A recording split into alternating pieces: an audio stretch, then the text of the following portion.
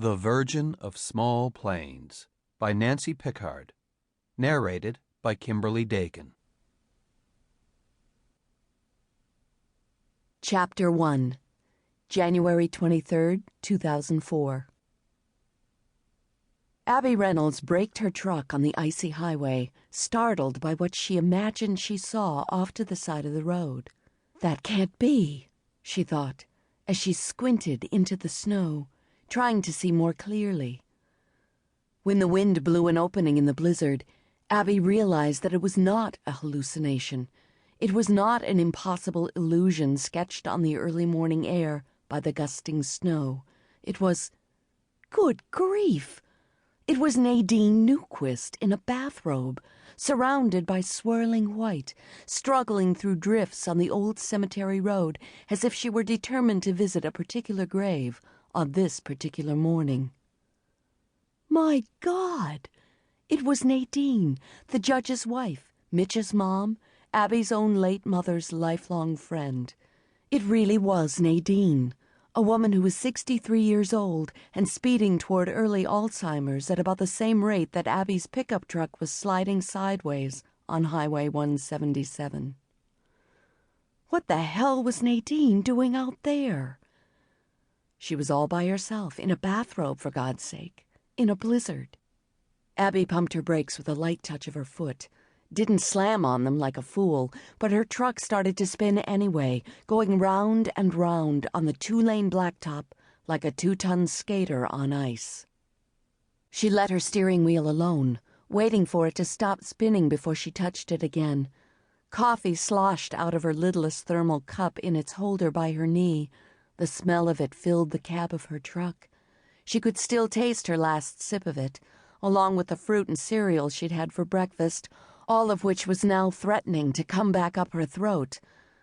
With a shudder, the truck came out of the spin and started sliding sideways again, skidding on a long diagonal across the yellow line into the eastbound lane. A heavy drift of snow slowed it down and changed the direction of the slide until it was going backward.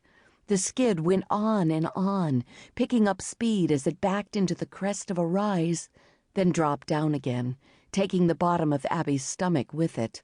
And still the truck stayed on the pavement, hemmed in by snow, avoiding the shoulders, the deep culverts, the barbed wire fencing beyond. People thought Kansas was all flat, but it wasn't, and especially not in the heart of the Flint Hills. The roads in this part of the state were long and straight, but they soared up and plunged down like curved ribbons of hard taffy. Abby felt a wild, hopeful moment of wondering if her truck could somehow manage to slide its way safely all the way back into town on the wrong side of the road.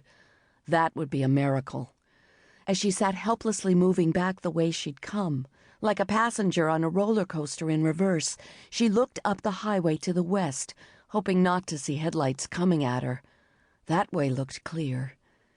In this strange, slow motion, made to feel even more eerie and timeless in the swirling snow, she felt as if she had all the time in the world before whatever was going to happen in the next few moments happened. She felt strangely calm, even curious about the possibility of crashing, but she didn't feel calm about Nadine out there in the snow. She grabbed her cell phone from the seat beside her. In the uncanny suspension of time, as her truck drew 2 long parallel lines in the snow on the highway, Abby realized she might be able to get out of her seatbelt, throw open her door, and dive out. But if she did, what if her cell phone broke in her fall, or she hurt herself too badly to call for help?